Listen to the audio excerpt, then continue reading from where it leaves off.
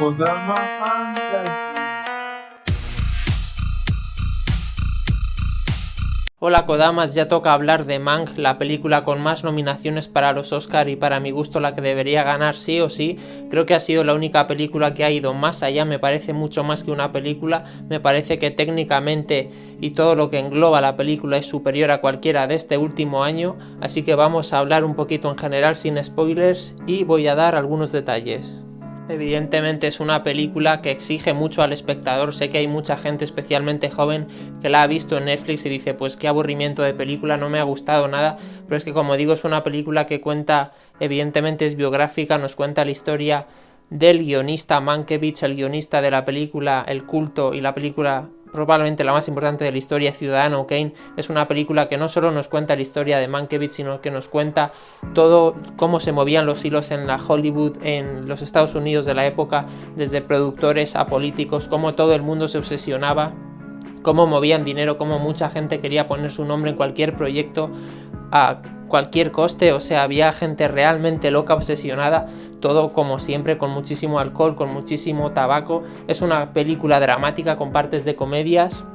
y que desde luego tiene sátira y atiza a todo Dios. Lo único que sí que me hubiese gustado es más presencia de Orson Welles en la película, pero bueno, acepto que no es el protagonista, así que ha quedado muy apartado, apenas sale en 3 o 4 escenas, pero bueno, eso me parece correcto y vamos a empezar hablando de David Fincher, su director. Bueno, David Fincher es uno de los cineastas y directores modernos más importantes, ya sea en la actualidad y de los últimos 20 años. Evidentemente su género personal y fetiche es el thriller, películas como Seven, películas como Fight Club. Su última película fue Perdida, maravillosa. Evidentemente esta es una película que está totalmente al margen de lo que es su filmografía y su estilo de historia y de diálogo. La típica película de David Fincher no es esta, por eso a muchos creo que quizás te deja un poco confundido. A mí me pasó que dije, uy, a ver la nueva de Fincher, y evidentemente no tiene nada que ver con un thriller, así que eso hay que tenerlo en cuenta. Lo que sí que es verdad es que se ve que es de Fincher en cómo cuida la puesta en escena y cómo en este caso incorpora un guión sensacional que por cierto lo elaboró su padre. O sea, es una película que cada momento está muy cuidado, o sea, las escenas en los comedores, las escenas en los salones, las escenas en las habitaciones, desde el vestuario a la música, todo lo que dicen, la forma en que lo dicen, o sea, es una película absolutamente obsesiva y que ahí se puede ver por qué está Fincher detrás. O sea, realmente se ve su sello, aunque no es su típica película, pero es una película que verdaderamente técnicamente y como digo cada momento es insuperable.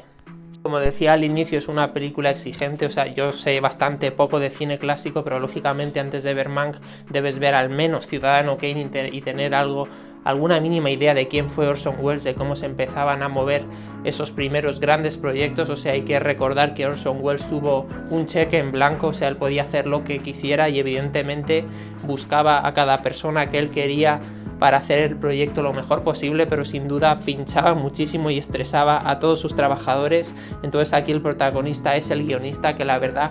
que es bastante cínico pero tiene muchos problemas. Esa es la clave de la película, o sea, nuestro protagonista es un personaje bastante perdedor, bastante fastidiado por la vida, pero que a la vez es realmente divertido y realmente audaz. O sea, es el típico personaje de izquierdas inteligente que desde luego sabe escribir, pero que mucha gente está en contra de él por sus ideales y por su personalidad. Es una persona que no va a chuparle los zapatos a nadie, así que es realmente interesante cómo en los pocos momentos que sale Orson Welles parece casi un tirano, o sea, parece un jefe realmente aterrador. Pero como digo, me parece maravilloso cómo se centran en Mankiewicz, porque es un personaje que yo sinceramente ni lo conocía,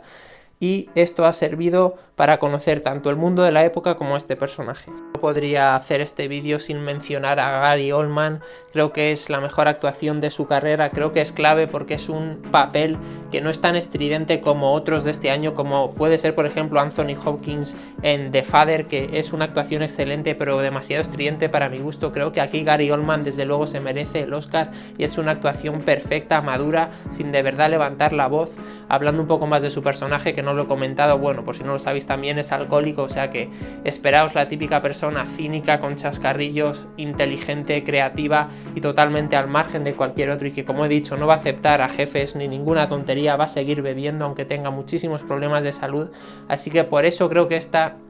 es la clave de la película, eso que le aporta la comedia dramática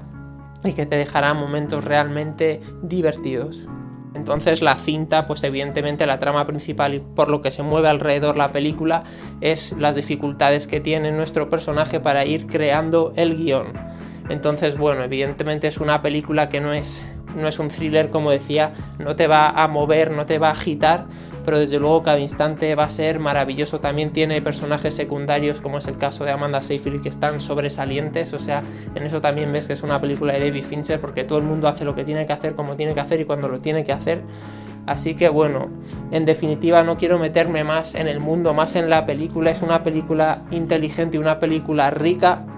que merece muchísimo la pena. Creo que hacerlo en blanco y negro era casi obligatorio, pero menos mal que lo han hecho, porque a veces hay demasiadas películas en color y me llega a estresar. Desde luego, como digo, es una película magníficamente ambientada que merece la pena, especialmente quizás para un público que sepa algo más de cine, especialmente de cine clásico, pero sin duda creo que como carta de amor al cine y como proyecto y como David Fincher y sus actores se merece el Oscar de este año claramente. Como digo, es una película para mí sobresaliente que no he disfrutado mucho, pero me ha enseñado tanto